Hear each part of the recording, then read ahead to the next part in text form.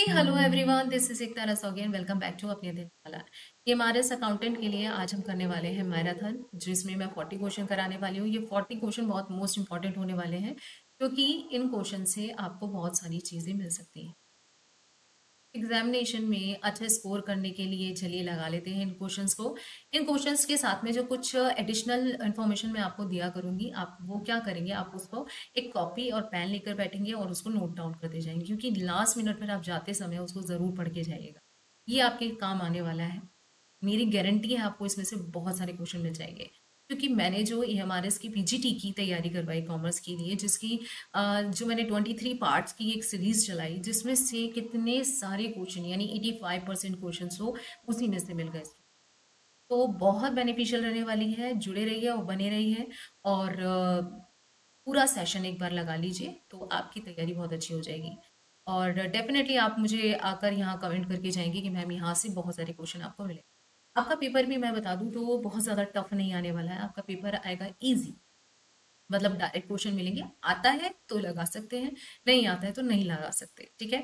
तो direct question भी होंगे, ट्रिकी क्वेश्चंस भी होंगे। जैसे कि ट्रिकी क्वेश्चंस में कह रही हूँ, जैसे कि आपके बीपी रेशियो ये सब पूछा जा सकता है आपसे कैलकुलेट करने के लिए, ठीक है। तो उसमें थोड़ा टाइम टेकिंग हो सकता है, ठीक। बाकी आपका बहुत ज्यादा टफ क्वेश्चन पेपर नहीं आएगा, जिन्होंने पढ़ रखा है वो जरूर निकाल सकते हैं, वो लगा सकते हैं। तो चलिए शुरू कर लेते हैं अपने सेशन को, जिसमें कि हम एक एक टॉपिक में जितनी मैं समझा सकती हूँ आपको, उससे रिलेवेंट जितने क्वेश्चंस बन सकते हैं मैं आपको टॉपिक्स में समझा दूंगी, ठीक है। चलिए शुरू करते हैं। पहला क्वेश्चन है आपका, errors committed due to lack of basic principles of accounting are called. देखिए एरर्स भी आपकी जो होती हैं वो होती हैं चार तरीके की। Error of principle, error of omission, error of commission, error of compensating, ठीक है। ये जो आपकी प्रिंसिपल की एरर होती है वो इसलिए होती है कि जब जो अकाउंटेंट है उसको प्रिंसिपल की नॉलेज नहीं है और अकाउंटिंग प्रैक्टिसेस उसने थोड़ा वीक है, तो वो जो है क्या कर देते हैं, जैसे कि एक एग्जांपल ले लें। अगर मशीन सेल की है, उसको मशीन अकाउंट में ना लिखकर सेल्स अकाउंट में लिख दिया जाता है, तो ये क्या है, सैद्धांतिक गलती है। तो ये सैद्धांतिक गलती जो हो जाती है जब सिद्धांतों की पहचान ना हो, ठीक है। तो ये क्या ट्रायल बैलेंस को अफेक्ट करता है। यहाँ देखिए किस तरीके के क्वेश्चन आपको मिल सकते हैं। एक तो ये पहचानने के लिए हो सकता है, आ सकता है कि इस स्टेटमेंट में कौन सी एरर है, ठीक है। या फिर आपसे ये पूछा जा सकता है कि ट्रायल बैलेंस को कौन सी एरर इफेक्ट करती है, नहीं करती है, ठीक है। तो हम दोनों को ही कवर कर रहे हैं, दोनों को समझ लेते हैं। प्रिंसिपल की एरर जो होती है वो ट्रायल बैलेंस को इफेक्ट नहीं करती, ठीक है। चलिए आगे समझिए। Error of omission, error of omission का मतलब है भूल चूक की या फिर छूट जाने वाली एरर। छूट जाने वाली एरर का मतलब है यानी कि या तो वो पूरी तरीके से छूट सकती है, या फिर वो पार्शली छूट सकती है, या तो कंप्लीटली छूट जाए, है ना, कंप्लीट, या फिर वो पार्शली छूट ले। तो क्या कंप्लीट छूट जाने से ट्रायल बैलेंस में फर्क पड़ेगा? जब कंप्लीट छूट जाएगी तो फिर तो उसका नामो निशान ही नहीं है ना, तो ट्रायल बैलेंस पे फर्क नहीं पड़ेगा। पार्शियल वाली जो है ना वो इफेक्ट डालेगी ट्रायल बैलेंस पर। क्यों डालेगी? क्योंकि देखिए एक मान लिया जैसे कि आपने सेल्स अकाउंट सेल्स की थी रमेश को, और क्रेडिट सेल्स की, रमेश के अकाउंट में भी लिखना था, सेल्स में भी लिखना था, बट सेल्स में लिख दिया, रमेश अकाउंट में नहीं लिखा, तो ये पार्शियल एरर हो गया और ये जरूर आपकी ट्रायल बैलेंस को इफेक्ट करेगी। फिर आ जाती है एरर ऑफ कमीशन। कमीशन की एरर को कहा जाता है हिसाब की गलती। हिसाब की अशुद्धियां कौन सी होती हैं? जैसे कि आपने पोस्टिंग गलत कर दी, रॉन्ग अमाउंट लिख दी, रॉन्ग साइड पे लिख दिया, है ना। तो ये सारी गलतियां क्या हो जाती है, एरर ऑफ कमीशन कहलाती है, और ये पूरी पूरी यानी कि ट्रायल बैलेंस को इफेक्ट करती है, ठीक है। कंपनसेटिंग का मतलब होता है कि जैसे मान लिया 2,000 रुपए राम से मिले थे और शाम के अकाउंट के हिसाब से लिख दिया। तो राम और श्याम, यहाँ दो अकाउंट में गड़बड़ी कर दी गई है, नाम अलग हो गए हैं, बट ये कंपनसेटिंग एरर हो जाती है, सेम अमाउंट से गलती करी है, तो ये क्या हो जाती है, कंपनसेटिंग। इसका ट्रायल बैलेंस से नहीं पता चलता, ठीक है। तो आई होप आपको समझ में आया है कि कमीशन की जो एरर होती है और पार्शियल ओमिशन जो होता है, इन दोनों के इफेक्ट पड़ते हैं आपके ट्रायल बैलेंस में, बाकी किसी का नहीं पड़ता। यहाँ क्वेश्चन को देख लेते हैं। Error committed due to lack of basic principle. ठीक है, अभी मैंने बताया बेसिक प्रिंसिपल की जानकारी नहीं है तो क्या एरर ऑफ प्रिंसिपल हो जाएगी, ठीक है। नेक्स्ट क्वेश्चन चलते हैं। यहाँ कुछ मैंने लिख रखा है, इसको आप पढ़ सकते हैं। Next question, goods lost by fire should be credited to. आग से नष्ट हुए माल का श्रेय निम्नलिखित को दिया जाना चाहिए। ये जो गुड्स लॉस्ट बाय फायर होता है ना, ये होता है आपका एक एबनॉर्मल लॉस, ठीक है। यहाँ इसको हम क्या कर देते हैं, डेबिट कर देते हैं। लॉस हमारे क्या होते हैं, डेबिट होते हैं नॉमिनल अकाउंट के हिसाब से, ठीक है। तो लॉस बाय फायर को बाय फायर हम क्या कर देंगे, डेबिट कर देंगे, ठीक है। अब इसके क्रेडिट साइड में टू परचेज या फिर हम लिख सकते हैं ट्रेडिंग अकाउंट, ठीक है। लॉस बाय फायर डेबिट कर देंगे और टू परचेज या ट्रेडिंग अकाउंट। तो यहाँ आपसे पूछा गया है क्रेडिट किसको किया जाएगा, परचेज अकाउंट दिखता है तो परचेज को क्लिक मतलब राइट आंसर लगा दीजिएगा। ट्रेडिंग अगर दिखाई देता है तो ट्रेडिंग को कर देंगे। तो हम यहाँ ट्रेडिंग को करने वाले हैं, ठीक है। Trading is the right answer. अच्छा, एक चीज और मुझे इसमें बतानी थी आपको कि देखिए लॉस बाय फायर है यहाँ तो ऐसा भी तो होता है ना कभी कभी कि लॉस बाय थेफ्ट हो जाता है, जो माल आपका थेफ्ट हो गया है ना, चुरा लिया गया, या फिर आपने जो गुड्स है उसको अदर देन सेल्स यूज किया है, जैसे कि डोनेशन दे दिया हमने गुड्स को, है ना। तो अगर गुड्स आपने डोनेशन के लिए दी है तो एंट्री क्या बन जाएगी आपकी, डोनेशन टू परचेज या ट्रेडिंग अकाउंट, ठीक है, या ट्रेडिंग अकाउंट। ऐसे ही एडवर्टाइजमेंट के लिए दे दिया है तो भी यही एंट्री बनेगी, जिस चीज के लिए दिया है, जिस चीज के लिए खर्चा हुआ है वो चीज आप क्या करोगे, उसको डेबिट कर दोगे और क्रेडिट में आपका परचेज या ट्रेडिंग अकाउंट आ जाएगा, ठीक है। तो इसको ध्यान रखना है क्योंकि आपसे इस तरह का क्वेश्चन जरूर बनेगा, डेबिट या क्रेडिट आपसे जरूर पूछा जाएगा, ठीक है। तो ध्यान रखिएगा इसको। चलिए नेक्स्ट क्वेश्चन पे चलते हैं। क्या कुछ मैंने डिफाइन कर रखा है, ठीक है। लॉस बाय फायर को क्या करना है, कैसे करना है, ये आप समझ लेंगे यहाँ से। Next question, what is an opportunity cost. अवसर लागत क्या होती है भाई, एक ऐसा अल्टरनेटिव फॉरगॉन होता है, छोड़ दिया गया विकल्प। देखिए कैसे, जब आपके पास बिजनेस या इंडिविजुअल के पास क्या होते हैं कि इन्वेस्टमेंट करने की कुछ ऑप्शंस होते हैं, तो जो ऑप्शन वो छोड़ रहा है उसकी क्या लागत होगी, अपॉर्चुनिटी कॉस्ट क्या होगी उसके लिए। तो जरा देखिए, अवसर लागत opportunity cost represent the potential benefits that an individual, investor or business misses out on when choosing one alternative over another। यानी कि एक अल्टरनेटिव के ओवर आप दूसरा अल्टरनेटिव जब चूज करते हैं तो क्या बेनिफिट होने वाले हैं उसके, क्या पोटेंशियल कॉस्ट रहने वाली है उसकी, अपॉर्चुनिटी कॉस्ट कहलाती है, ठीक है। तो राइट आंसर यहाँ बन जाता है अल्टरनेटिव फॉरगॉन, ठीक है। द अल्टरनेटिव फॉरगॉन, छोड़ दिया गया विकल्प की ही जो कॉस्ट होती है वही क्या, अपॉर्चुनिटी कॉस्ट होती है, ठीक है। नेक्स्ट क्वेश्चन, नेक्स्ट क्वेश्चन है budgetary control requires the preparation of. Budgetary नियंत्रण के लिए तैयारी की आवश्यकता होती है किस चीज की, देखिए ये होता है आपका बजट। बजट आपका बजटरी कंट्रोल में बजट बनाया जाता है और वो जो बजट बनाया जाता है उससे एक्चुअल रिजल्ट्स की जो कंपैरिजन किया जाता है, कंट्रोल किया जाता है उसको। तो यहाँ क्या है, आपका नियंत्रण के लिए तैयारी की जाती है, उसकी आवश्यकता होती है बजट बनाने की, ठीक है। यहाँ ये आप पढ़ सकते हैं। नेक्स्ट क्वेश्चन पे जाते हैं। Income under head income from other sources is taxable on. अन्य स्रोतों से आय पर कर योग्य है, ड्यू बेसिस पर, रिसीव्ड बेसिस पर, या on the basis of method of accounting regularly employed by the assessee. Right answer यहाँ पर हो जाएगा on the basis of method of accounting regularly employed by the assessee. Next question देखिए, a person include, एक व्यक्ति में शामिल होता है टैक्स इनकम टैक्स एक्ट के अकॉर्डिंग। अब एक पर्सन में इंक्लूड होते हैं कौन कौन, देखिए इंडिविजुअल भी होता है, ठीक है, HUF यानी हिंदू अनडिवाइडेड फैमिली भी होती है, फर्म भी है, कंपनी भी है, एसोसिएशन ऑफ पर्संस भी है, बॉडी ऑफ इंडिविजुअल भी है, ठीक है, लोकल अथॉरिटी है और आर्टिफिशियल जुडिशियल पर्सन भी है, ठीक है। तो ये सारे के सारे all the above is the person, मतलब पर्सन की डेफिनेशन के अंदर ये सारे के सारे आते हैं, ठीक है। Next, the person the term person includes, एक पर्सन में जो टर्म है पर्सन उसमें इंक्लूड करते हैं फर्म कौन सी, रजिस्टर्ड या अनरजिस्टर्ड या दोनों, ठीक है, या नन ऑफ द अबव। तो इसका राइट आंसर हो जाएगा रजिस्टर्ड और अनरजिस्टर्ड दोनों ही फर्म आपकी जो पर्सन के अंदर आती है।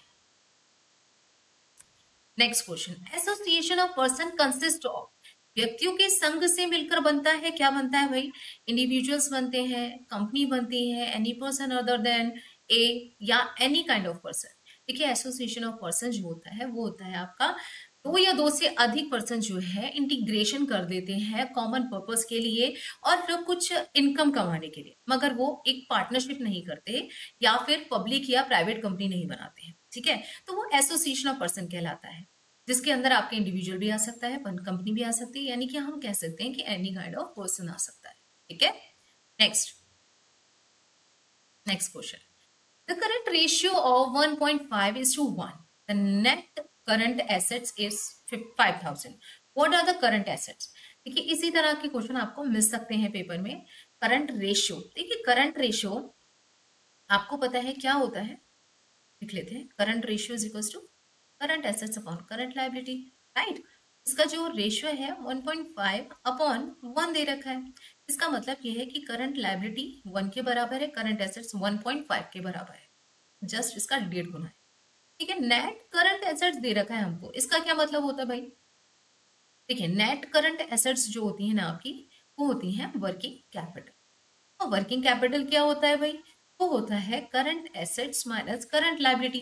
ठीक है, तो क्या मैं इसको ऐसे लिख सकती हूँ कि 1.5 माइनस 1, ठीक है, ये डब्ल्यू वर्किंग कैपिटल जो थी आपकी 5,000 है। ये 5,000 की वैल्यू जो आ गई है, 5,000 की वैल्यू जो है ये किसकी है, 0.5 की है वैल्यू।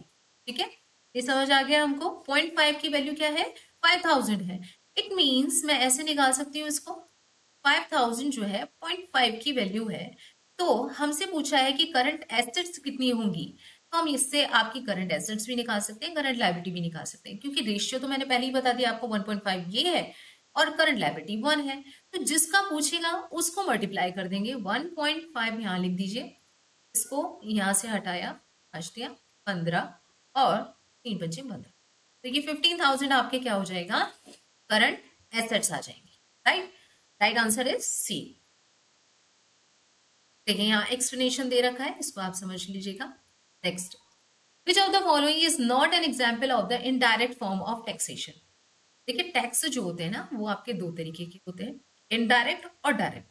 डायरेक्ट का मतलब होता है कि जो पर्सन के ऊपर, जिस पर्सन के ऊपर उसका बर्डन पड़ रहा है ना, वही उसको पे कर रहा है और डायरेक्टली गवर्नमेंट को कर रहा है, यहाँ कोई थर्ड पर्सन नहीं है। ठीक है, तो ये डायरेक्ट टेस्ट हो गया। अब जब इनडायरेक्ट टैक्स का मतलब होता है कि जब बर्डन तो किसी और पर्सन पे पड़ रहा है ना, लेता कोई और है उसको और पहुंचाता कहीं और है, मतलब पहुंचाता गवर्नमेंट तक कोई और थर्ड पर्सन है, तो इनडायरेक्टली पहुंच रहा है गवर्नमेंट के पास, तो वो इनडायरेक्ट टैक्स हो गया। ठीक है, अब डायरेक्ट टैक्स के एग्जाम्पल हो जाते हैं आपके कौन से, इनकम टैक्स और कॉर्पोरेट टैक्स। इनडायरेक्ट टैक्स का एग्जाम्पल हो जाता है आपका sales tax, custom duty, excise duty, ये सारे के सारे जो हो जाते हैं आपके, या वैट, वो सारे के सारे इनडायरेक्ट टैक्स हो जाते हैं। और इसके साथ इंक्लूडिंग आपका जीएसटी भी एक इनडायरेक्ट टैक्स है। ठीक है, यहाँ आपसे पूछा है not an example of indirect tax. ठीक है, तो इनकम टैक्स आपका डायरेक्ट टैक्स होता है। चलिए यहां पढ़ सकते हैं आप, the income tax is not an example of indirect tax, it comes under the direct tax. Indirect tax is a type of tax collected by the government from an intermediary and are not directly transferred to the government. Government को directly नहीं transfer किए जाते हैं, indirectly किए जाते हैं। ठीक है, example of indirect tax are service tax, sales tax. और डायरेक्ट टैक्स होता है आपका जो कि डायरेक्टली बोर्न होता है by the entity that pays it, है ना। और इनकम टैक्स और कॉर्पोरेट टैक्स इसका, कॉर्पोरेशन टैक्स इसका एग्जाम्पल है। Next question, from the accounting point of view branches are of following types. जो ब्रांचेस अकाउंट होते हैं आपके, ब्रांचेस भी आपका आ रहा है आपके कोर्स में है, सिलेबस में है। तो देखिए यहाँ कितने टाइप की होती हैं, ये क्वेश्चन डाला है मैंने आपका। डिपेंडेंट होती है, इंडिपेंडेंट होती है और फॉरनर होती है। तो ये आपकी all the above is the right answer. ये तीनों तरीके की होती हैं, पढ़ लेते हैं इसके बारे में। देखिए आर्थिक शाखा जो होती है कि वह शाखा है जिसे लेन देन के लिए अन्य प्रकार की शाखाओं के अपेक्षा प्रधान कार्यालय पर निर्भर होना पड़ता है। ठीक है, और जो स्वतंत्र शाखा होती है वो एक तरीके से लेन देन करने के लिए पूरी तरह से स्वतंत्र होती है, उसको शाखा की अपेक्षा प्रधान कार्यालय पर पर्याप्त स्वतंत्रता प्राप्त हो जाती है, उस पर आश्रित नहीं रहना पड़ता। ठीक है, विदेशी शाखा होती है जब किसी व्यवसायिक संस्था की शाखा दूसरे देश में हो तो ऐसी शाखा को विदेशी शाखा कहा जाता है। ठीक है, I hope you understand. Next question, when GST in India implemented. Bharat में जीएसटी कब लागू हुआ था? भारत में जीएसटी लागू हुआ था भाई 1 जुलाई 2017 को। कब हुआ था? 1 जुलाई 2017। उस समय के जो आपके फाइनेंस मिनिस्टर थे वो कौन थे? आपके अरुण जेटली, उन्होंने लेकर आया था। Goods and service tax was implemented in India on 1st July 2017. Then Finance Minister Arun Jaitley, GST is an indirect tax used in India on the supply of goods and services. एक destination based tax कह सकते हैं और supply based tax भी कह सकते हैं इसे, ठीक है? The present Finance Minister of India is Nirmala Sitharaman. Next question. Which of the following goods are taxed under goods and services tax? GST India में किस किस पर लगता है और किस पर नहीं लगता है? देखिए टैक्स होता है अंडर जो गोल्ड की ज्वेलरी होती है ना उस पर लगता है, और आपका हनी फ्रूट्स जो ईटेबल फ्रूट्स हैं ईटेबल वेजिटेबल्स हैं इन पर नहीं लगता है। तो आइए देख लेते हैं, ये कुछ लिस्ट है उस हिसाब से आप इसको देख लीजिएगा। नॉन फूड आइटम्स हैं जिन पर नहीं लगता है, जैसे कि हैंडलूम है, बैंगल्स हैं, जुडिशियल पेपर है, स्टैम्प है, प्रिंटेड बुक्स हैं और न्यूज़पेपर है। और जो खाने पीने के आइटम्स हैं उसमें आ जाता है वेजिटेबल्स, हनी, फूड आइटम्स, ठीक है, जो कि आपका fortified milk, curd, salt, bread, eggs, इन सब पर नहीं लगता है जीएसटी। गोल्ड की ज्वेलरी जो होती है उस पर लगता है, ठीक है। चलिए नेक्स्ट पे चलते हैं। Which was the first state in India to pass the GST bill? ऐसा कौन सा स्टेट था जिसने पहली बार जो है सबसे पहले जीएसटी बिल को पास किया था? वो कौन सा था? तमिलनाडु, गुजरात, मध्य प्रदेश, असम। लगाकर देखिए आंसर्स को, अगर आपको आते हैं, आपका स्कोर क्या बैठता है आप मुझे बताते जाएं, ठीक है। Assam is the right answer, मतलब स्टेट, असम स्टेट जो था वो पहला था जिसने जीएसटी बिल को अपने सबसे पहले पास किया था। Assam is the first state of India to pass GST bill. The GST bill, Goods and Services Tax, officially known as the Constitution 122 Second Amendment. Amendment जो थी 122 थी, ठीक है। Bill 2014 is a comprehensive indirect tax on manufacture, sale, है ना, and consumption of goods and services of India in India. The single pan India tax will replace the excise duty, countervailing duty, service tax, also state taxes such as value added tax, entry tax और luxury tax. ये सारे tax को हटा के one nation one tax की बात की गई, पैन इंडिया टैक्स कर दिया गया, जो कि था आपका जीएसटी। ओके, नेक्स्ट देखिए आपके कोर्स में आपका डिपार्टमेंट अकाउंट भी है, तो देख लेते हैं। If the rate of gross profit of department A at cost is 25% and the sale of department A is 2 lakh, then the gross profit of this department will be. आपसे पूछा गया है कि अगर किसी डिपार्टमेंट ए की कॉस्ट के ऊपर 25% प्रॉफिट पर सेल हो जाती है 2 लाख की, तो प्रॉफिट कितना होगा, ग्रॉस प्रॉफिट। तो आप ये मान के चलिए जो कॉस्ट है ना वो 100% होगी, ठीक है। अब इस पे प्रॉफिट कितना बोल रहे हैं, ये 25% बोल रहे हैं भाई, तो टोटल जो सेल्स हुई होगी वो 125% ही हुई होगी, जो कि है आपका 2 लाख, ठीक है। ये 2 लाख जो है 125 की वैल्यू है, तो हमको प्रॉफिट पूछ रहा है, प्रॉफिट निकाल लेते हैं, 25 की वैल्यू कितनी होगी, ठीक है। इस जगह पर आपको सेल्स ना देकर कॉस्ट दे रखा होता तो हम कॉस्ट पर निकाल लेते, ठीक है। कॉस्ट की वैल्यू ले लेते हैं 100 की और 25 से मल्टीप्लाई कर देते, ठीक है। तो यहाँ निकाल लेते हैं 25 पंजे 125 और 5 जो 20, ठीक है। तो 40,000 will be the right answer A. Okay, अच्छा इसका एक्सप्लेनेशन नहीं है। चलिए नेक्स्ट क्वेश्चन है, cost of goods sold is determined as follows. देखिए ये बहुत इंपॉर्टेंट क्वेश्चन है, ये क्वेश्चन आपका बन सकता है, आ सकता है, जरूर मुझे लगता है ऐसा वेटेज लगता है। चलिए बिके हुए माल की लागत इस प्रकार ज्ञात की जाती है, कैसे की जाती है, देखिए जो कॉस्ट ऑफ गुड्स सोल्ड है ना, एक फॉर्मूला होता है इसका, सेल्स माइनस आपकी ग्रॉस प्रॉफिट, ठीक है। एक फॉर्मूला तो ये होता है, एक फॉर्मूला होता है आपका cost of goods sold is equals to opening profit plus opening stock, ठीक है, प्लस इसमें परचेज प्लस इसमें डायरेक्ट एक्सपेंसेस, ठीक है, और माइनस कर देते हैं इसमें से क्लोजिंग स्टॉक, ठीक है। तो ये एक ऑप्शन, एक तो ये मिल सकता है या फिर आपको ये वाले भी मिल सकता है। तो यहाँ देख लेते हैं कौन सा है आपका, opening stock plus purchase plus direct expenses minus closing stock, the right answer, ठीक है। नेक्स्ट पे चलते हैं, देखिए when the quick ratio is 1.5:1, if the amount of quick asset is 30,000, then what will be the amount of quick liability? चलिए देख लीजिए, सबसे पहले जब आपसे पूछा जाता है ना, तो आपको पता होना चाहिए उसका फॉर्मूला। क्विक रेशियो का फॉर्मूला होता है quick assets upon current liability या फिर क्विक लायबिलिटी। ठीक है, तो करंट एसेट्स बोल रहे हैं कि रेशियो क्या है, 1.5 है, और करंट लायबिलिटी या आपकी जो क्विक लायबिलिटी है वो कितनी है, 1 है। तो इस हिसाब से अगर मैं देखूं तो आपको क्विक एसेट्स दे रखी है 30,000। 30,000 जो है वो हमको दे रखा है, 1.5 की वैल्यू दे रखी है। ठीक है, हमसे पूछा है क्विक लायबिलिटी बताइए, क्विक लायबिलिटी यानी 1 की वैल्यू निकालनी है। जिसकी निकालनी होती है हम उसे ऊपर रख लेते हैं मल्टीप्लाई में। ठीक है, चलिए निकाल लेते हैं। आप ये पॉइंट हटा दीजिए, यहाँ 0 यहाँ बढ़ा लीजिए, 15 टू जा 30 हो जाता है। ठीक है, यानी कि आपका राइट आंसर आ जाएगा 20,000। ठीक है, इसी तरह के क्वेश्चन आपको पेपर में मिलने वाले हैं, तो ध्यान से समझ लीजिए इनको। यहाँ मैंने इसको सॉल्व कर रखा है, नेक्स्ट पे चलते हैं। How is the cost of डेप्ट टिपिकली एक्सप्रेस्ड? ऋण की लागत कैसी है? कॉस्ट ऑफ कैपिटल का जो चैप्टर आपका आ रहा है उसमें से ये क्वेश्चन लिया है। How is the cost of डेप्ट टिपिकली एक्सप्रेस्ड? जो डेप्ट होती है, डिबेंचर्स होते हैं, वो आपके किस में दिखाई देते हैं, किस तरह से व्यक्त किए जाते हैं? वो डिविडेंड में, इंटरेस्ट में, अर्निंग पर शेयर में, या आपका प्राइस अर्निंग रेशियो में? ठीक है, जो इंटरेस्ट होता है ना, इंटरेस्ट रेट, वो होती है आपकी डिबेंचर्स की कॉस्ट। ठीक है, वो क्या होती है, आपकी डिबेंचर्स की कॉस्ट होती है। जो परसेंटेज डिबेंचर लिखा होता है ना, वो आपके इंटरेस्ट होती है।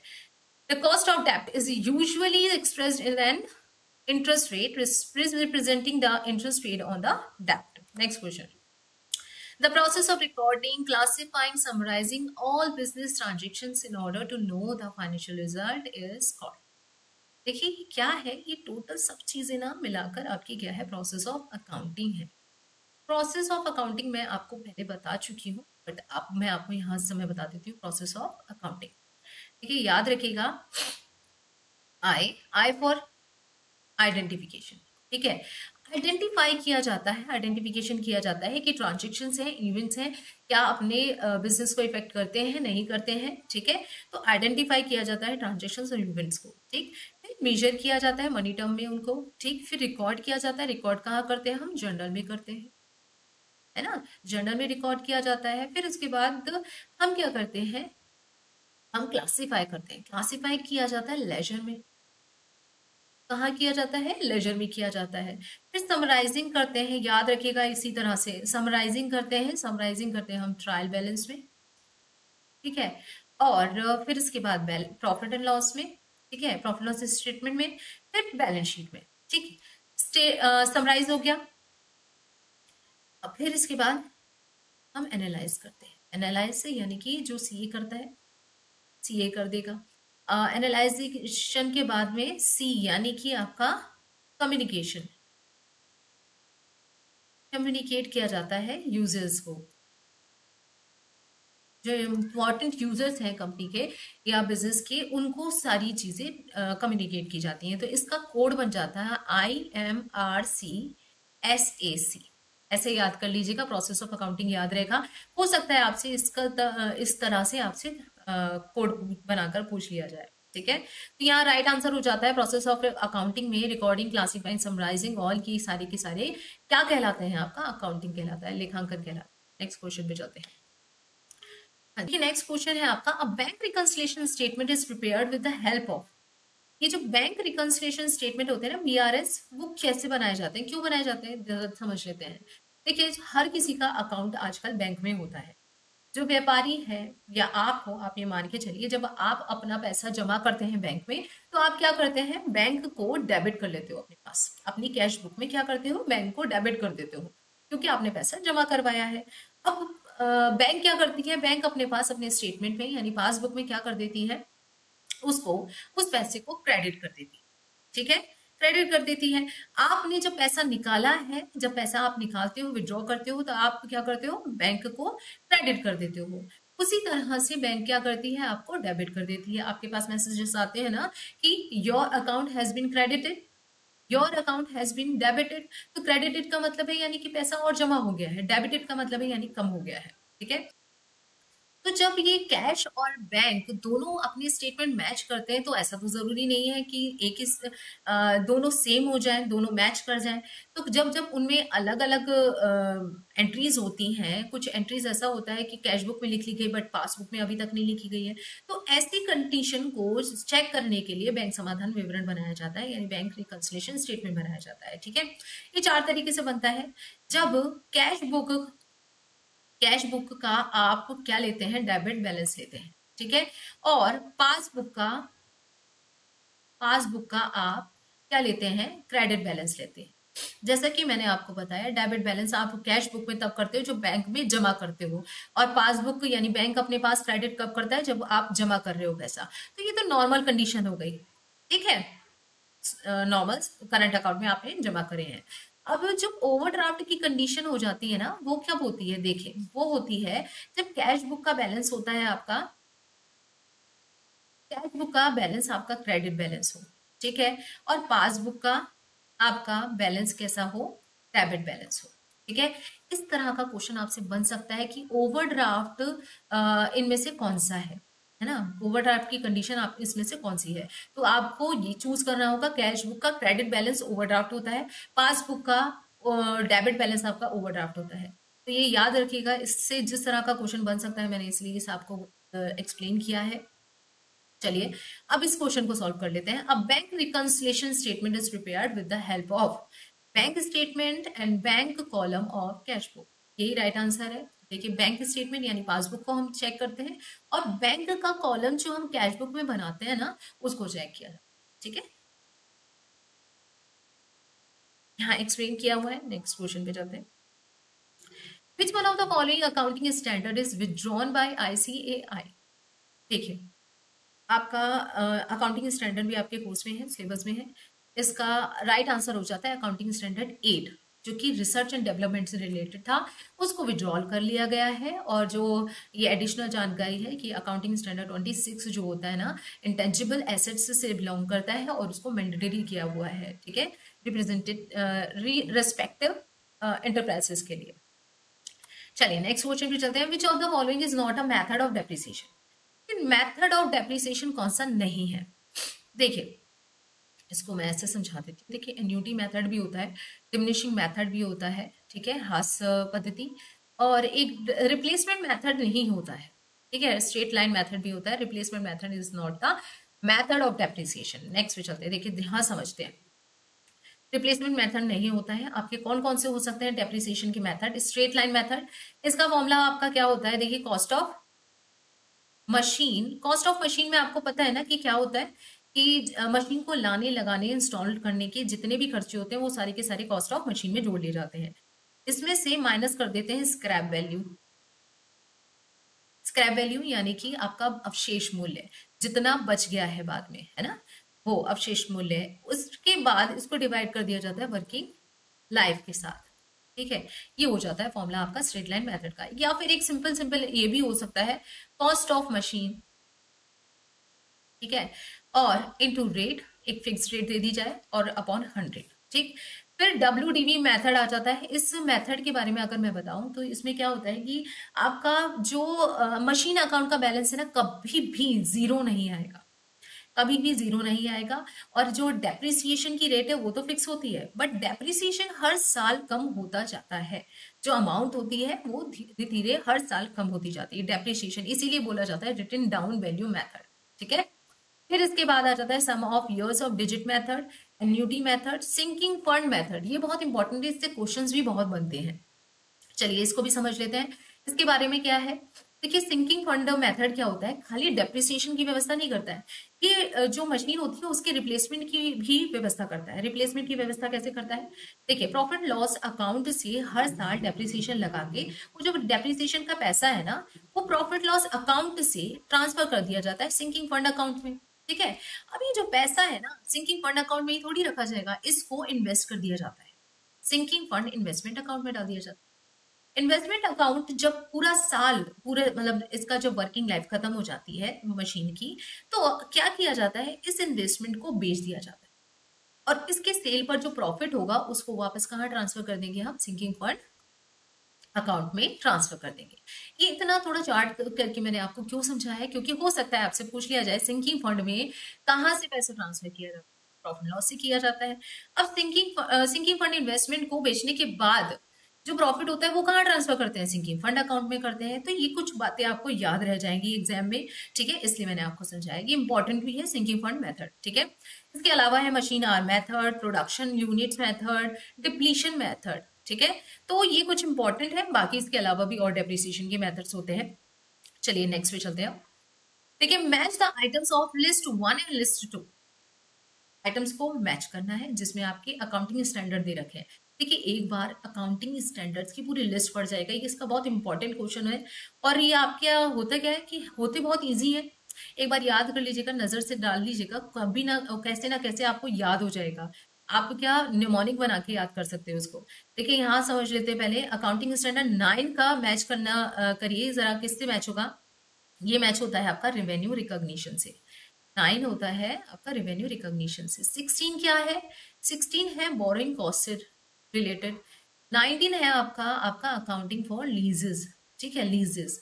एंड 26 आपका इंटेंजिबल एसेट्स, मैंने अभी बताया था आपको। तो 1 एंड 3, 1 3 वाला इज द राइट आंसर, ठीक है। चलिए, यहाँ लिख रखा है मैंने, इसको आप पढ़ सकते हैं। अकाउंटिंग स्टैंडर्ड कौन बनाता है, कौन इशू करता है, अंडर आईसीएआई आपका ये अकाउंटिंग स्टैंडर्ड बोर्ड जो है वो स्टैंडर्ड्स बनाते हैं। नेक्स्ट क्वेश्चन पे चलते हैं। देखिए, what is the financial year in India for income tax purpose. Income tax के पर्पस से जो फाइनेंशियल ईयर है वो क्या होता है, अप्रैल 1 टू मार्च 31, ठीक है, अप्रैल 1 टू मार्च 31। चलिए, इसमें क्या एक चीज और समझते हैं। देखिए, प्रीवियस ईयर क्या होता है और असेसमेंट ईयर क्या होता है। देखिए, प्रीवियस ईयर होता है जिस साल में आपने इनकम कमाई है, ठीक है, इनकम अर्न की है। तो इनकम जब अर्न की है आपने, वो साल तो आपका हो जाएगा previous year.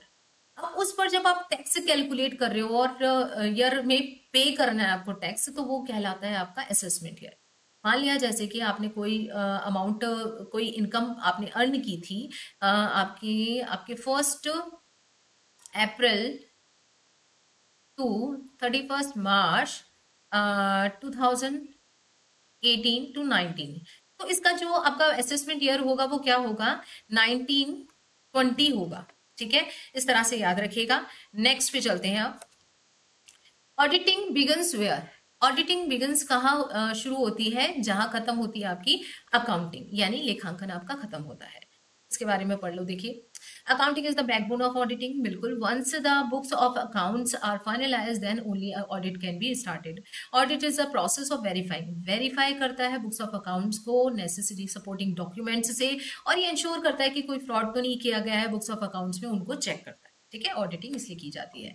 Standards of auditing are issued by. Auditing पर मानक किसके द्वारा जारी किए जाते हैं भाई, देखिए, इसके लिए बनाई गई है अंडर आईसीएआई आपकी ऑडिटिंग इंश्योरेंस स्टैंडर्ड बोर्ड बनाया गया, जो कि आपके स्टैंडर्ड्स बनाते हैं ऑडिटिंग के लिए, ठीक है, जिसको आप यहां से पढ़ सकते हो। Next question, which is not the function of an auditor. Auditor का फंक्शन नहीं है, देखिए, to give an a true and fair view, ये तो देखिए काम है उसका। To take care of all the statutory acts applicable, ये भी है। टू डू अर्थमेटिक चेकिंग, बिल्कुल करता है वो। To prepare accounts, prepare accounts हिसाब किताब तैयार करना तो उसका काम नहीं ना ऑडिटर का। तो राइट आंसर यही हो जाता है आपका डी। देखिए, यहाँ मैंने कुछ ड्यूटीज ऑफ ऑडिटर लिखे हैं, राइट्स ऑफ ऑडिटर लिखे हैं कि क्या क्या उसको राइट्स होते हैं, क्या ड्यूटीज होती हैं, ये एक बार आप चेकआउट कर लीजिएगा, पढ़ लीजिएगा। चलते हैं नेक्स्ट क्वेश्चन पे। What does GEM stand for.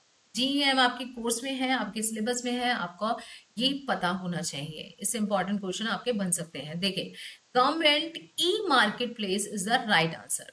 तो गवर्नमेंट ई मार्केट प्लेस है जो कि आपका यूज होता है, डिजिटल एक प्लेटफॉर्म है जो कि आपका बाइंग और सेलिंग करते हैं गुड्स एंड सर्विसेज का ऑनलाइन मोड में, ठीक है। एक ऐसा पोर्टल है जिसमें आपका contact less, paper less, cash less आपका मार्केट काम करता है, ठीक है। और इसका जो पर्पस है ना, पर्पस इंपॉर्टेंट हो जाता है आपके लिए, क्योंकि ये क्वेश्चन में पूछा जा सकता है। क्या पर्पस है इसका, efficiency, transparency, speed and public procurement आपका बढ़ाने के लिए क्या किया जाता है, जीएम बनाया गया। Which government department manages GEM in India? Bharat में जीईएम का प्रबंधन किस सरकारी विभाग द्वारा किया जाता है? तो ये देखिए, इसका राइट आंसर है ministry of commerce and industry, वाणिज्य और उद्योग मंत्रालय। नेक्स्ट क्वेश्चन पे चलते हैं। What type of products and services are available on GEM? GEM पर ऐसे कौन से प्रोडक्ट या सर्विसेज आपके उपलब्ध हैं जो कि यहाँ पढ़ लेते हैं। Only agriculture products, only electronic products, both goods and services. जी हाँ, हमने अभी पढ़ा था, बोथ गुड्स एंड सर्विसेज, उत्पाद और सेवाओं दोनों को ही इसमें इंक्लूड किया गया है। चलिए नेक्स्ट क्वेश्चन है, budget is an instrument of, budget एक साधन है किस चीज का? प्लानिंग करने का, केवल कंट्रोल करने का, both planning and control, none of these. देखिए, बोथ प्लानिंग एंड कंट्रोल करने का काम है बजट। आप सबसे पहले प्लान करते हो कि किस तरह से बजट बनाना चाहिए, फिर जो आपके एक्चुअल रिजल्ट आते हैं उनको कंट्रोल करने की कोशिश करते हो आप, ठीक है। तो प्लानिंग और कंट्रोल दोनों का इंस्ट्रूमेंट है। नेक्स्ट है, Ram's account has been debited by 200 instead of Shyam's account. देखिए, एरर का ही क्वेश्चन आ गया। अब आप बताएंगे मुझे इसका आंसर। राम का अकाउंट डेबिट कर दिया है 200 से instead of Shyam account. Which of these error is this? किस तरह की एरर है ये एरर हो जाती है हमारी कंपनसेटिंग। राम की जगह श्याम में लिख दिया है, तो ऐसे तो मतलब अकाउंट्स में अमाउंट तो सेम लिखी गई है, सही साइड में लिखी गई, तो गलती तो आपकी ट्रायल बैलेंस को चेक कर देगी, उससे पता नहीं चलेगी, ठीक है। कंपनसेटिंग एरर कहा जाता है इसको। नेक्स्ट क्वेश्चन चल देते हैं। Accrued income if given in the trial balance. Trial balance में अगर एक्रूड इनकम दे रखी है तो हम उसको कहाँ लिखेंगे? देखिए, ये आपकी लिखी जाएगी बैलेंस शीट के एसेट साइड में। ऐसा क्यों? देखिए समझ लेते हैं। एक्रूड इनकम क्या होती है? एक्रूड इनकम होती है कि एक ऐसी इनकम जो कि आपने अर्न तो कर ली है मगर उसका पैसा अभी रिसीव नहीं हुआ है आपको, ठीक है। अर्न कर लिए यानी उसके लिए काम कर दिया है बट आपको उसका पैसा रिसीव नहीं हुआ, तो मिलना बाकी, इसको हम कहते हैं एक्रूड इनकम को। तो ये मिलना बाकी हमारे लिए क्या है? ये एसेट है, तो हम क्या करते हैं बैलेंस शीट में एसेट साइड लिख देते हैं। इसी के साथ में और बाकी की जो एडजस्टमेंट्स होती है उसको भी समझ लेते हैं। देखिए, एक होती है आपकी आउटस्टैंडिंग एक्सपेंसेस, क्योंकि इससे रिलेटेड क्वेश्चन आपके बन रहे हैं, तो समझिए आउटस्टैंडिंग एक्सपेंसेस जो है ये क्या है? ये ऐसा एक्सपेंस है जो कि अभी देना बाकी है। इसका राइट एग्जाम्पल आपका ले सकते हैं, तो वो सैलरी है। सैलरी क्या है? 1 से 30 तक का काम कर लिया है मगर आपको 7 तारीख में, अगले महीने की 7 तारीख को सैलरी आपको दी जाती है, यानी काम तो कर दिया गया है मगर उसका जो पैसा दिया जा रहा है वो बाद में दिया जा रहा है। आउटस्टैंडिंग एक्सपेंसेस है, यानी अभी नहीं दी गया है, अभी तक नहीं दिया है, तो देना बाकी। तो देना बाकी जो है ना आपका क्या है? एक तरीके से लाइबिलिटी हो जाती है, तो ये लाइबिलिटी साइड लिखा जाता है। अगर किसी भी एक्सपेंस के साथ में आउटस्टैंडिंग लिखा हो और आपसे पूछे कि ये क्रेडिट होगा या डेबिट होगा, तो आपको क्या लिखना है? ये क्रेडिट होगा। लाइबिलिटी क्या होती है? क्रेडिट होती है हमेशा, ठीक है। और जो एसेट्स होती है वो डेबिट होती है। चलिए, आउटस्टैंडिंग एक्सपेंसेस हो गए। प्रीपेड एक्सपेंसेस क्या होगा आप बताइए? प्रीपेड एक्सपेंसेस का मतलब होता है कि पेशगी दे दिया कि खर्चा हमने जो है, काम अभी नहीं हुआ है बट हमने उसका पैसा पहले दे दिया, एडवांस में दे दिया है। एडवांस में दे दिया एक तरीके से क्या है? एसेट्स है, ठीक है। और कहाँ डालोगे? डेबिट साइड में डलता है, ठीक है। ये डेबिट होता है हमेशा, ठीक है। प्रीपेड एक्सपेंसेस डेबिट होगा। फिर एक होता है एक्रूड इनकम, मैंने बता दिया आपको। एक्रूड इनकम क्या है? एक्रूड इनकम यानी कि मिलना बाकी, ठीक है। मिलना बाकी है इसलिए क्या है? एसेट है। ये भी क्या होती है? डेबिट होती है। फिर होता है एक अनएक्रूड इनकम, ठीक है। तो एक्रूड अनएक्रूड इनकम क्या होती है? लायबिलिटी होती है और हम इसको क्रेडिट साइड लिखते हैं, ठीक है। तो ये थोड़ा सा याद रखिएगा, यहाँ डेबिट क्रेडिट के क्वेश्चंस बन रहे हैं, पीजीटी में भी काफी पूछे गए हैं, तो ध्यान रखिएगा, ठीक। चलिए नेक्स्ट पे चलते हैं। यहाँ पढ़ सकते हैं आप कि इसके बारे में मैंने क्या लिखा है। What kind of accuracy is tested by trial balance? देखिए, ट्रायल बैलेंस क्या करता है? एक्चुअल में क्या करता है कि लिस्ट ऑफ क्लोजिंग बैलेंस देता है लेजर का, ठीक है। और लेजर की क्या करता है? आपकी अर्थमेटिकल जो एक्यूरेसी होती है उसको चेक करता है कि कोई फ्रॉड तो नहीं है, कोई एरर तो नहीं हो गई है, तो वो ट्रायल बैलेंस काम करता है। ट्रायल बैलेंस भी आपके दो टाइप के हो सकते हैं। देखिए, राइट आंसर तो ये हो जाएगा अर्थमेटिकल, ठीक। ट्रायल बैलेंस भी आपके दो टाइप के हो सकते हैं। एक तो टोटल मेथड होता है इसमें, ठीक है, दो मेथड से बनता है। एक होता है इसका बैलेंसिंग मेथड। क्या होता है? बैलेंसिंग मेथड, टोटल मेथड में क्या किया जाता है, आपके जो लेजर अकाउंट होते हैं उसमें से डेबिट और क्रेडिट दोनों साइड का टोटल ले लिया जाता है और फिर बना दिया जाता है। ठीक है, डेबिट भी ले लेंगे और क्रेडिट भी ले लेंगे। और बैलेंसिंग मेथड में जहां इसका बैलेंस आता है उस बैलेंस को उठा लिया जाता है और फिर बना दी जाती है ट्रायल बैलेंस। ठीक है, तो आई होप इतनी जानकारी आपके लिए काफी होगी एग्जामिनेशन में सॉल्व करने के लिए इसको। चलिए next question, margin of safety. ये आ जाता है आपका ब्रेक इवन एनालिसिस का एक question. Margin of safety in break even analysis is, कि ब्रेक इवन विश्लेषण में सुरक्षा का मार्जिन क्या है भाई। इसका देखिए, इस बात को इस तरह से समझिए, ब्रेक इवन एनालिसिस में आपका जो बीईपी होता है ना, बीईपी, ब्रेक इवन पॉइंट, ये होता है आपका ऐसा पॉइंट जो आपके सारे खर्चों को कवर कर सके। यानी कि आपके फिक्स कॉस्ट को, आपकी जो फिक्स कॉस्ट और वेरिएबल कॉस्ट जो भी होती है वो टोटल कॉस्ट को ये कवर कर लेता है। उसके बाद ना ये ऐसा पॉइंट होता है, ना तो इस पर लॉस हो रहा है ना ही प्रॉफिट हो रहा है। तो बीईपी सेल्स क्या हो जाती है, एक ऐसा पॉइंट हो जाता है जहां पर ना तो आपका प्रॉफिट होगा ना सेल होगा, ठीक है, ना ही लॉस होगा। ठीक, तो इसके इस पॉइंट से जितना भी एक्स्ट्रा आप जो एक्चुअल सेल कर रहे हो ना, वो मार्जिन ऑफ सेफ्टी कहलाती है। यहां से जो एक्चुअल सेल्स का जो डिफरेंस आता है आपका, वही क्या है, मार्जिन ऑफ सेफ्टी कहलाता है। यानी हम इसका फॉर्मूला लिख सकते हैं, margin of safety is equal to actual sales minus break even sales. ठीक, तो राइट आंसर यहां हो जाएगी आपकी ये वाला। ठीक है, actual sales minus sales at break even point. Okay, next question, यहां से आप पढ़ सकते हैं इसके बारे में। यहां समझ लीजिए एक्चुअल सेल्स क्या होती है। देखिए, एक्चुअल सेल्स होती है total revenue generated by the company over a period of time. मतलब एक पीरियड ऑफ टाइम में टोटल जितना रेवेन्यू कमाया गया है वो एक्चुअल सेल्स होते हैं।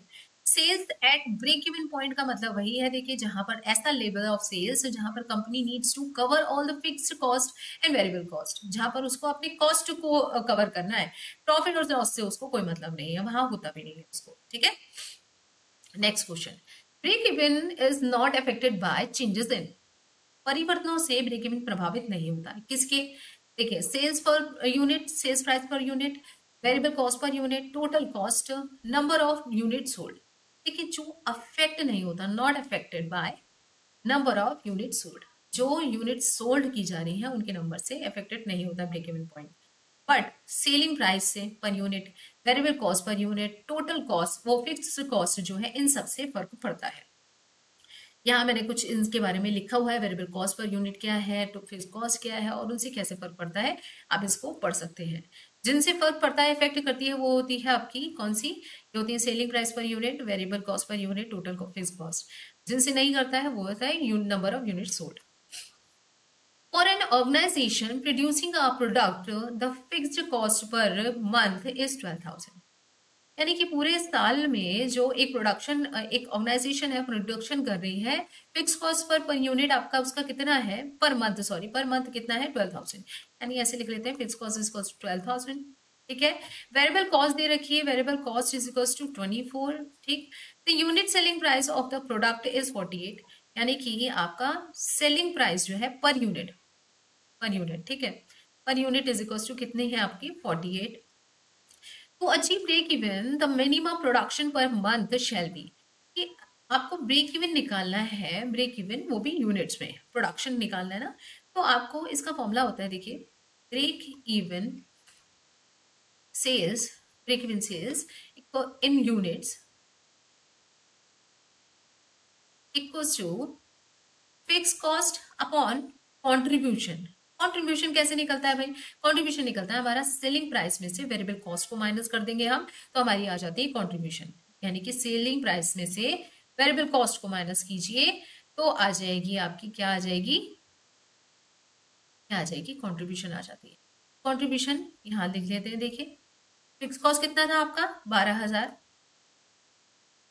और 48 में से 24 लेस कर दीजिए, 24 आ गया। अब ये आ गया 12-24, ये आ गया आपका 500। यानी 500 यूनिट्स जो है आपकी ब्रेक इवन यूनिट्स है, जहां पर ना तो प्रॉफिट है ना लॉस है। ठीक, चलिए नेक्स्ट पॉइंट, यहाँ मैंने सॉल्व कर रखा है, इसको आप एक बार पढ़ सकते हैं। मैं ये टेलीग्राम पर ये पूरी भेज दूंगी पीडीएफ। ठीक है, आप उससे पढ़ सकते हैं जाते समय एक बार। ठीक है, चलिए, making provisions for doubtful debts is an example of which accounting convention.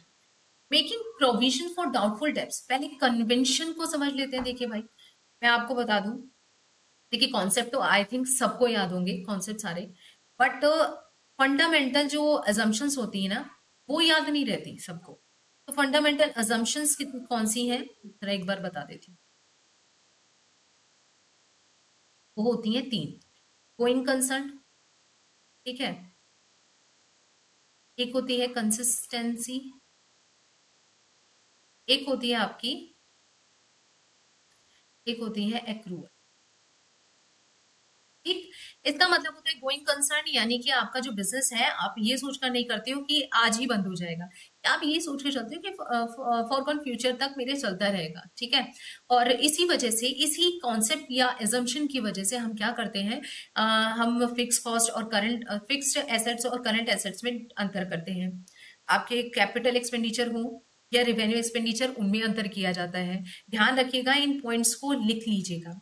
Consistency का मतलब होता है आपका, जो आपने अकाउंटिंग प्रैक्टिसेस यूज की हैं पहले सालों में, उन्हीं को आगे भी यूज करना है। जैसे एसएलएम मेथड से आप अगर डेप्रिसिएशन यूज कर रहे हो, तो आगे भी आपको वही मेथड यूज करना होगा, आप उन्हें चेंज नहीं कर सकते बार बार। एक्रूअल का मेथड होता है, का मतलब होता है, एक्रूअल का मतलब है कि जब आपके एक्चुअल में ट्रांजेक्शन्स हो जाते हैं तभी आप उनको रिकॉर्ड कर लीजिए, ना कि जब उनका सेटलमेंट हो रहा है तब आप रिकॉर्ड करें। आपको क्या करना है, जैसे मान लिया कोई सेल्स हुई है, तो सेल्स अगर क्रेडिट है तो उसी समय आप रिकॉर्ड कर लीजिए सेल्स के नाम से। ये नहीं है कि आपको सेटलमेंट जब आपको पैसा मिलेगा तब आप रिकॉर्ड करोगे, तो इसी को एक्रूअल बेसिस कहते हैं। इसी के बेस पर हम क्या करते हैं, अक्रूवल के बेसिस पे ही हम, जैसे आउटस्टैंडिंग एक्सपेंसेस हैं, ये सारी जितनी भी एडजस्टमेंट एंट्रीज होती हैं, वो सारी की सारी अक्रूवल की वजह से ही करते हैं हम। ठीक, तो यहाँ अजम्पशंस हमने पढ़ ली, ये तीन फंडामेंटल अजम्पशंस होती हैं, याद रखिएगा इनको। ठीक है, और इनको अगर अकाउंटिंग जो स्टैंडर्ड है हमारा वन, उसके अकॉर्डिंग अगर आप इनको फॉलो नहीं करते हो तो आपको वहां डिस्क्लोज करना पड़ता है। ठीक है, अगर नहीं, अगर करते हैं फॉलो, तो वहां लिखने की जरूरत नहीं होती है। अब यहां समझ लेते हैं कन्वेंशन। कन्वेंशन आपकी होती है, कन्वेंशन होती है चार तरीके की। एक तो मटीरियलिटी है, मटीरियलिटी का मतलब होता है कि जो आपके लिए ट्रांजेक्शन मटीरियल है, यानी कि आपके लिए इंपॉर्टेंस रखती है या आपके लिए इफेक्ट रखती है, तो उसी को आपको क्या करना है, आपके बिजनेस पे इफेक्ट करती है तो उसको क्या करना है, आपको लिखना है। ज्यादा इमटेरियल चीजों को नहीं लिखना है। फुल डिस्क्लोजर का मतलब है कि आपको पूर्ण प्रकटीकरण, यानी कि आपको क्या करना है, सारी की सारी चीजें प्रकट करनी है, जो भी आपकी इंपॉर्टेंट इन्फॉर्मेशन है, सिग्निफिकेंट इन्फॉर्मेशन है, उन सबको डिस्क्लोज करना होगा।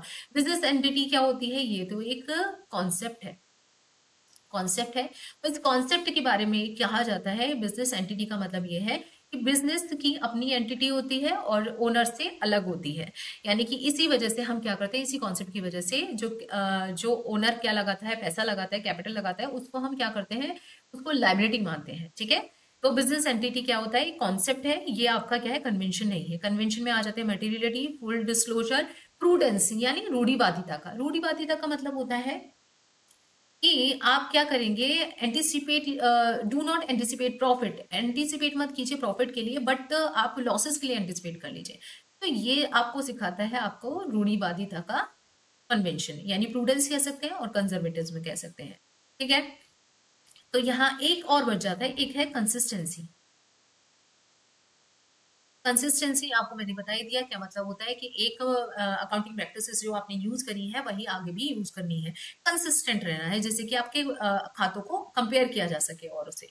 ठीक है, तो ये होते हैं चार। ठीक, चलिए देखिए, मेकिंग प्रोविजंस फॉर डाउटफुल डेब्ट। हाँ, तो डाउटफुल डेब्ट्स हम क्यों बनाते हैं, फिर प्रूडेंस के लिए बनाते हैं, रूढ़िवादिता के लिए। ठीक है, right answer is prudence. Next, according to which accounting concept income tax paid by the proprietor is debited to drawing account। देखिए, मैंने अभी समझाया आपको कि बिजनेस अलग है, और क्या है, बिजनेस अलग एंटिटी रखता है अपनी, और जो ओनर है उससे अलग है। ठीक है, तो ओनर की जो इनकम टैक्स उसने पेड किया है उसको ड्रॉइंग्स अकाउंट में क्यों डाल रहे हैं हम, क्योंकि वो अलग है, बिजनेस से अलग है, उसका जो भी खर्चा है वो ड्रॉइंग्स अकाउंट में डाला जाएगा। तो ये क्या है, आपका बिजनेस एंटिटी की कॉन्सेप्ट के अकॉर्डिंग है। Next question, last question. Food Singh's capital on April 1, 2021 was 90,000. Information regarding 21, 22 is as under. देखिए ये क्वेश्चन मैंने पीजीटी के सीरीज में भी कराया था, और ये क्वेश्चन की जो अमाउंट है वो भी चेंज नहीं की गई है, और सेम टू सेम क्वेश्चन आपका पीजीटी के पेपर में हो आया है, सेम क्वेश्चन आया है। तो आप ये लगा लीजिए कितना मैच कर रहा है। तो आपको ये सेशन आपके लिए बहुत इंपॉर्टेंट है, लगा लीजिए पूरा लास्ट तक, आपके लिए आई थिंक बहुत हेल्पफुल रहेगा।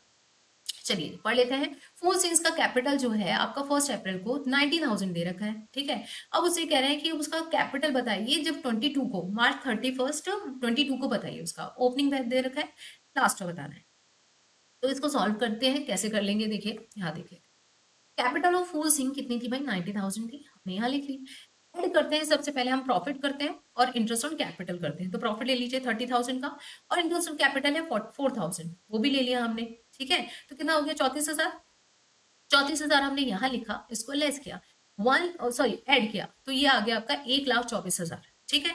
1,24,000 में से अब लेस करेंगे हम ड्रॉइंग्स और इंटरेस्ट ऑन ड्रॉइंग्स। 10,000 के इंटरेस्ट ऑन ड्रॉइंग्स हैं, और ड्रॉइंग्स आपके हैं 28,000, तो ये हो गए 38,000 को हम इसमें से लेस कर देंगे। 86,000 is the right answer. Answer भी इवन सेम था, तो ऑफकोर्स होगा क्योंकि सारी अमाउंट सेम थी। तो 86 इज द राइट आंसर आपके हो जाता है, ठीक। इसी तरह के आपके पेपर में क्वेश्चन मिल जाएंगे आपको। आई होप ये सेशन आपके लिए बहुत हेल्पफुल रहा हो। मैं जितनी कोशिश कर सकती थी वो मैंने कोशिश की है आपको समझाने की। एक दो पॉइंट्स हैं जो मुझे बताने थे आपको। का जो डेबिट नोट होता है, हो सकता है इस तरह से क्वेश्चन आपको बन जाए। डेबिट नोट क्या होता है, आपका जब परचेज रिटर्न के लिए बनता है, ठीक है। और क्रेडिट नोट जो होता है ना, वो आपका सेल्स रिटर्न के लिए बनता है, ठीक है। और बताना था कि जैसे ड्रॉइंग्स अकाउंट है ना, ड्रॉइंग्स अकाउंट आपका क्या होता है, एक पर्सनल अकाउंट है ना, पर्सनल अकाउंट। इस तरह का क्वेश्चन भी आपके लिए बन सकता है कि ये कौन सा अकाउंट है, ठीक है। ये पर्सनल अकाउंट है, नॉमिनल अकाउंट है, ड्रॉइंग्स अकाउंट आपका पर्सनल अकाउंट होता है, ठीक। अब इसके अलावा, अब जैसे कैश बुक है, कैश बुक के बारे में भी आपका क्वेश्चन बन सकता है कि कॉन्ट्रा एंट्री किसमें की जाती है। कॉन्ट्रा एंट्री देखिए, कैश बुक जो होती है ना, एक होती है आपकी बुक ऑफ सब्सिडरी बुक होती है, ठीक है। और इसमें क्या किया जाता है, तीन तरीके के अकाउंट बनते हैं इसमें। एक तो सिंगल वाला बनता है, एक डबल वाला बनता है, और ट्रिपल वाला बनता है। तो सिंगल कॉलम वाला जो होता है वो बैंक, वो सिर्फ उसमें कैश का कॉलम बनता है। डबल वाला जो होता है उसमें कैश और आपका बैंक भी बनता है, ठीक है। और थर्ड वाला जो होता है, कैश भी होगा, बैंक भी होगा, और डिस्काउंट भी होगा, ठीक है भाई। तो इसी थर्ड वाले में ना, तीन कॉलम वाले में आपकी कॉन्ट्रा एंट्री लिखी जाती है, ठीक है। बैंक का कभी भी बैलेंस आपका डेबिट भी हो सकता है, क्रेडिट भी हो सकता है, मगर कैश का बैलेंस हमेशा डेबिट निकलेगा, ठीक है। तो इस तरह के पॉइंट्स हैं, ये कुछ याद कर लीजिए इनको। आपके हो सकता है आपसे पूछ लिया जाए। लेजर क्या होता है भाई, लेजर क्या है, लेजर एक बुक ऑफ प्रिंसिपल, एक principle book of accounting system है ना, जिसमें इसको रेफरेंस बुक भी कहा जाता है, ठीक। रेफरेंस बुक भी कहा जाता है। और ये टी शेप में इसके अकाउंट्स बनते हैं इसमें। यहाँ आपको टू मिल जाता है, यहाँ इसको बाय मिल जाता है, ठीक है। और इसमें जो है जो जर्नल होती है उसमें आपके क्रोनोलॉजिकल मेथड में ऑर्डर में लिखे जाते हैं सारे ट्रांजेक्शन्स, और इसमें जो लिखा जाता है वो एनालिटिकल तरीके से लिखा जाता है, ठीक है। तो ये कुछ पॉइंट्स थे इंपॉर्टेंट जो आपको बताने थे। आई होप आपको ये सेशन बहुत यूजफुल रहे, और आपको कई सारे क्वेश्चंस आपको यहाँ से मिल जाएं। जो मैंने बताए हैं, जो क्वेश्चंस है वो तो है, उसके साथ में जो मैंने पॉइंट्स बताए हैं उनको आप नोट कर लीजिएगा, या जाने से पहले एक बार फटाफट से सेकंड 2x की स्पीड पर एक बार सुन जाइएगा, तो आपकी बहुत हेल्प हो जाएगी, ठीक है। I hope you like the video. अगर आपको पसंद आ रही है तो शेयर कीजिए अपने दोस्तों के साथ, और लाइक शेयर सब्सक्राइब करना मत भूलिएगा। Thank you so much for watching.